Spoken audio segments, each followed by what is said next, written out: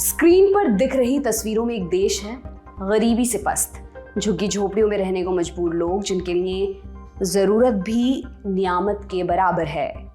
अब कुछ और तस्वीरों पर अपनी नजर डालिए। ये भी एक देश है चमचमाती इमारतों वाला, रात में भी ऐसी चमक कि सूरज शर्मा जाए। अमीरी का वो हाल कि हर 6 परिवारों में एक परिवार करोड़पति है। मुद्दे की बात, ये दोनों एक ही देश है, बस अंतर है 35 सालों का। देश का नाम सिंगापुर। 1963 में फिरंगियों से आज़ादी मिली, रहन गरीबी थी तब, लेकिन महज 30 से 35 सालों में दुनिया के अमीर तरीन देशों में गिना जाने लगा। साल 2023 में पर कैपिटा जीडीपी के मामले में अमेरिका से भी ये आगे है और साल 2030 तक अनुमान है दुनिया में सबसे ज़्यादा करोड़पति इसी देश में होंगे। हालांकि अब भी वहाँ करोड़पतियों की कोई कमी नहीं है, इस मामले में वो अब भी दूसरे नंबर पर है।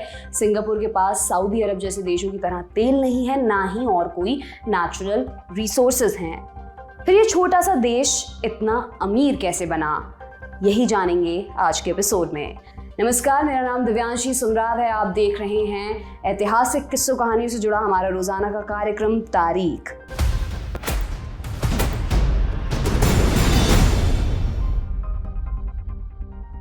आगे बढ़ने से पहले थोड़ा पीछे चलते हैं। नक्शे पर देखिए, भारत के दक्षिण पूर्व की तरफ मलेशिया पड़ता है, उसके एकदम दक्षिणी छोर पर पड़ता है सिंगापुर। छोटा सा द्वीप, एरिया के हिसाब से दिल्ली का भी आधा। गाड़ी से चलें तो आधे घंटे में इस पार से उस पार हो जाएंगे। भारत से इसका पुराना कनेक्शन है। ऐतिहासिक मलय दस्तावेजों के हिसाब से कलिंग के एक राजा हुआ करते थे, शुलन।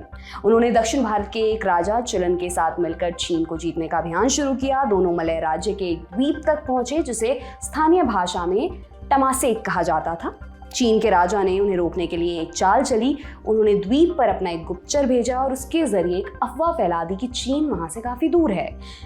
ये सुनकर शुलन और उनकी सेना ने आगे का प्लान कैंसिल कर दिया। शुलन ने टेमासेक में ही एक राजकुमारी से शादी की और कुछ वक्त के लिए वहीं पर सेटल हो गए। उधर राजा चुलन की सेना भी लौट गई। इतिहासकारों के अनुसार ये राजा चुलन और कोई नहीं बल्कि चोल महाराज राजेंद्र चोल थे, जिनकी कहानी पर हाल ही में पोनियन सेल्वन नाम की एक फिल्म आई थी। बहरहाल कहानी के अनुसार सन 1299 में राजा शुलन के वंशज राजकुमार संगनिला उतामा टमासेक द्वीप पर पधारे। यहाँ उन्हें एक शेर दिखाई दिया, इसी कारण उन्होंने इस द्वीप का नाम सिंगापुर रख दिया और यही नाम आगे जाकर सिंगापुर में तब्दील हो गया। बाकी एशिया की तरह सिंगापुर भी लंबे वक्त तक ब्रिटेन की कॉलोनी रहा। 11 अप्रैल 1959 ये वो तारीख थी जब सिंगापुर को पहली बार सेल्फ रूल का अधिकार मिला। हालांकि इसके कई साल बाद भी विदेश नीति को ब्रिटेन कंट्रोल करता था। 1959 में एक और बड़ा परिवर्तन हुआ। मलेशिया की सत्ता में एंट्री हुई एक हीरो की। ली कुआन यू सिंगापुर के पहले प्रधानमंत्री बने। उनके सामने कई चुनौतियां थी। देश की इकोनॉमी खस्ताहाल थी, हालांकि कहना चाहिए खस्ताहाल बना दी गई थी। मुजरिम वही थे जिन्होंने बाकी एशिया का हाल बेहाल किया था। ब्रिटेन ने करीब 150 साल तक सिंगापुर को ट्रेड पोर्ट के रूप में इस्तेमाल किया। ट्रेड किसका? वही चाय, कपास आदि। लेकिन इसके अलावा एक और चीज भारत से सिंगापुर होते हुए चीन भेजी जाती थी, अफीम। अफीम की आमद हुई तो लोग अफीमची होने लगे, क्राइम बढ़ने लगा और जब ब्रिटेन को लगा कि सिंगापुर से अब उन्हें फायदे की बजाय नुकसान ज़्यादा हो रहा है, वो अपना बोरिया बिस्तर लेकर निकल गए। साल में जितने बिजनेस थे वो भी सिंगापुर से कुआलालंपुर ट्रांसफ़र कर दिए गए। कुल मिलाकर हाल ये हुआ कि सिंगापुर बहुत गरीब हो गया। 1959 में यहाँ की 80% जनता झुग्गियों में रहने को मजबूर थी।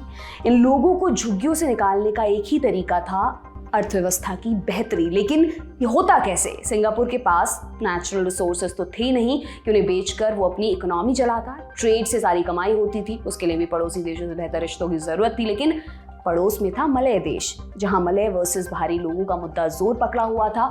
सिंगापुर में रहने वाले अधिकतर लोग चीन से आए थे, जो मलय पार्टियों को फूटी आंख नहीं सुहाते थे। लिहाजा सिंगापुर मुश्किल में था। प्रधानमंत्री ली कुआन यू ने इसके लिए एक रास्ता निकाला। 1963 में उन्होंने सिंगापुर का मलेशिया में विलय करा दिया।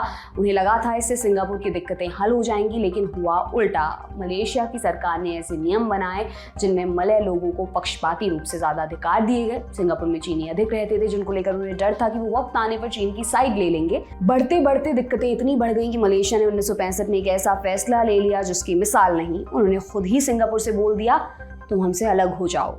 ली कुआन यू को मलेशिया के इस कदम से ऐसा धक्का लगा कि एक टीवी इंटरव्यू में रो दिए। सिंगापुर के 70% लोग गरीबी के नीचे रह रहे थे। देश के पास इस गरीबी से निकलने का ना कोई जरिया था, ना कोई मदद करने वाला। फिर भी ली कुआन यू ने हिम्मत करते हुए एक छोटी सी शुरुआत की। उन्होंने छोटे छोटे कैंपेन्स चलाए, अच्छी अंग्रेजी बोलो, घर साफ रखो जैसी छोटी छोटी मुहिम।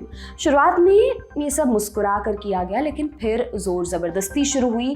च्युइंगम चबाकर जमीन पर फेंकने के जुर्म में 100 कोड़ों की सजा दी जाने लगी। चोरी चकारी या ड्रग्स के धंधे करने वालों की खैर नहीं रही, उन्हें जेल में ठूसा जाने लगा। ये सब करने के पीछे ली कुआन यू का तर्क था कि जब तक कानून का राज नहीं होगा, देश आर्थिक प्रगति नहीं कर सकता। इस चक्कर में उन्होंने प्रेस की आज़ादी पर भी लगाम लगा दी। जिसने भी सरकार के खिलाफ आवाज़ उठाई उसकी संपत्ति कुर्क कर दी गई। इस सब का अंजाम ये हुआ कि ली कुआन एक डिक्टेटर में तब्दील हो गए। देश में इलेक्शन होते थे, लेकिन सिर्फ नाम भर के। हर बार सिर्फ एक पार्टी की जीत होती थी, ली कुआन की पीपल्स एक्शन पार्टी। जल्द ही उनका सिंगापुर पर एक छत्र राज हो गया। सवाल उठ सकता है कि लोगों ने इसके खिलाफ विद्रोह क्यों नहीं किया। इसका जवाब आपको कुआन के एक बयान से मिलेगा। एक जगह वो कहते हैं, जिन लोगों ने कभी लोकतंत्र जाना ही नहीं, उन पर आप लोकतंत्र थोप नहीं सकते।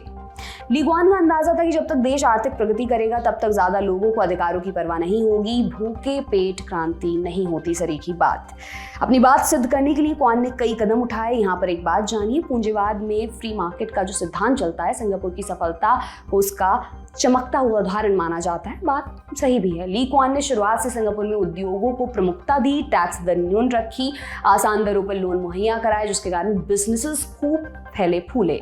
लेकिन इससे पहले उन्होंने कुछ ऐसे कदम भी उठाए जिन्हें समाजवाद से जोड़कर देखा जाता है। क्या थे ये कदम?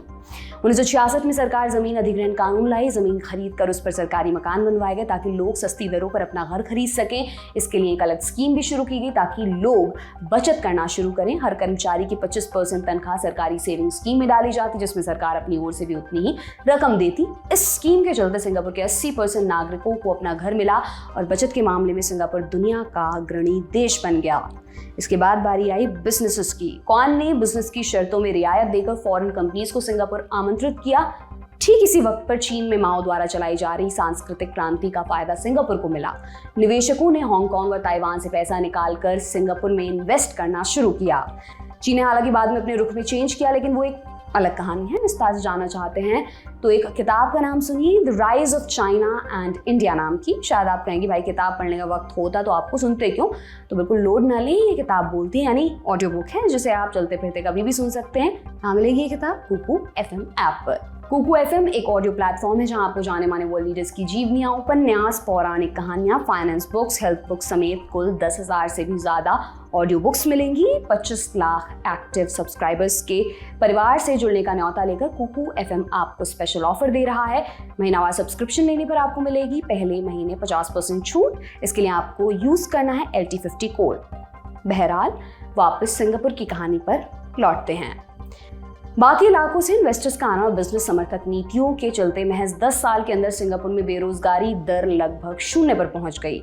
इस दौरान सिंगापुर ने हर साल 9% की अविश्वसनीय दर से विकास किया। अक्सर जो सिस्टम में सरकारी ताकत बहुत ज़्यादा होती है, वहाँ भ्रष्टाचार भी पनपने लगता है, लेकिन ली कुआन ने भ्रष्टाचार की रोकथाम के लिए भी उपाय खोजे। उन्होंने सरकारी अधिकारियों की तनख्वाह खासी ऊंची कर दी और सख्त कानून बनाए ताकि भ्रष्टाचार के लिए कम से कम इंसेंटिव मौजूद हो। देश में धार्मिक और भाषाई समन्वय बनाने के लिए उन्होंने सरकार को सेकुलर रखा, लोगों को धन पालन की आज़ादी दी। मलय, मैंड्रिन और तमिल जैसी सभी भाषाओं को राजकीय भाषा की संज्ञा दी गई और उनमें अंग्रेजी को भी जोड़ दिया ताकि सबके पास एक ऐसी भाषा हो जिसमें सब संवाद कर सकें। इन तमाम कदमों ने देश में शांति का माहौल बनाया, शांति से व्यापार को पनपने का मौका मिला और महज 3 दशक के अंदर सिंगापुर एक विकसित देश बन गया। 21वीं सदी में सिंगापुर व्यापार आदि के मामले में रोल मॉडल माना जाता है। शिपिंग, पेट्रोकेमिकल, इलेक्ट्रॉनिक्स जैसे क्षेत्रों में अव्वल होने के चलते 54 लाख की जनसंख्या वाले इस देश में लगभग 2.5 लाख करोड़पति तैयार हो गए हैं। तो क्या सिंगापुर में सब कुछ एकदम स्वर्ग टाइप है? जवाब है नहीं, लेकिन सिर्फ तभी जब आप अभिव्यक्ति की आज़ादी जैसी चीज़ों को महत्व देते हो। कई सालों की आर्थिक प्रगति के बाद सिंगापुर की जनता को एहसास हुआ कि इस दौरान उन्होंने आज़ादी का एक हिस्सा गिरवी रख दिया। इन सालों में कुआन ली ने प्रेस की आज़ादी का लगातार दमन किया। तानाशाहों की तरह उन्होंने अपने विरोधियों को चाहे मारा ना हो, लेकिन कानूनी पछड़े में फंसा कर उन्हें दिवालिया होने के कगार पर जरूर पहुंचा दिया। लोकतंत्र की हालत ये रही कि दशकों तक सिंगापुर में सिर्फ एक पार्टी का राज रहा। इन वजहों से एक आलोचक को डिज्नीलैंड विद डेथ पेनल्टी की संज्ञा दी है। इसके अलावा सिंगापुर की आर्थिक प्रगति का एक और स्याह पहलू है। उर्सुला ले गुइन नाम की एक अमेरिकी लेखिका हैं। उनका एक उपन्यास the ones who walk away from Omelas. कहानी उमिला नाम के एक शहर की है। विकसित शहर, अमीर लोग, लेकिन इस शहर का एक सीक्रेट है। शहर के एक तहखाने में एक बच्चा कैद है। वो रिहा हो सकता है, लेकिन दिक्कत ये है कि अगर उसे रिहा किया तो शहर का वैभव चला जाएगा। उमिला की तरह सिंगापुर के तहखाने में भी एक राज है। सिंगापुर दुनिया का सबसे महंगा शहर और रोजाना कमाकर खाने वाले लाखों लोग ऐसे हैं जिनके लिए गुजारा करना मुश्किल होता जा रहा है। लेबर कानून लगभग नदारद हैं। ऐसे में बहुत कम तनख्वाह पर मजदूरों को काम करना पड़ता है। लेबर यूनियन बनाने की परमिशन नहीं है, जिसकी वजह से मजदूरों का शोषण होता है। ऐसा नहीं है कि सरकार इनसे वाकिफ नहीं है, इसलिए हालिया सालों में सिंगापुर की सरकार ने कई सोशल वेलफेयर स्कीम्स शुरू की हैं ताकि लोगों की मदद हो सके। कुल मिलाकर कहें तो सिंगापुर की डायरी में ऐसे कई वाक्य हैं जो कॉपी किए जा सकते हैं, लेकिन कुछ अर्धविरामों के साथ, वो भी सिर्फ तभी जब आप अभिव्यक्ति की आज़ादी जैसी चीज़ों को महत्व देते हों। इसी के साथ आज के एपिसोड को यहीं विराम देते हैं। आज के लिए इतना ही। कल फिर आपसे मुलाकात होगी। तब तक के लिए देखते रहिए दी ललन टॉप। बहुत बहुत शुक्रिया।